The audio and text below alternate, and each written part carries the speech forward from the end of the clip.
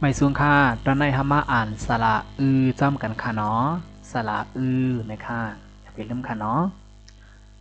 สระนะคะเนาะมมือ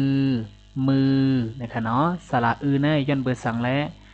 ป้อมมีตัวเพียดไหนมันจะได้ใส่ล้อป้าออ่างค่ะเนาะย้อนเบอร์สั่งและอะไรใส่ล้อป้าออ่างลาในยังโกมันก่อนเหมือนกันดังสระนั่นค่ะเนาะ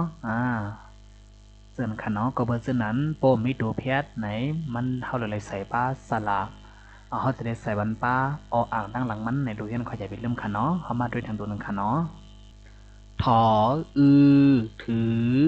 ถือรอลือลือฮอคือซอซื้อไม่โทรซื้อซื้อชอชูมอมือชูมือมอมือถอถือมือถือ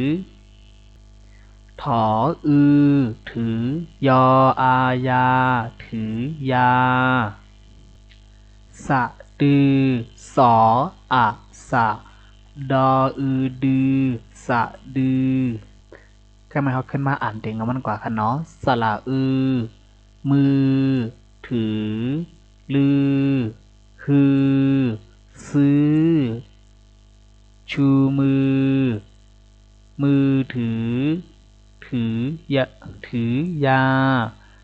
สะดือนะคะเนาะ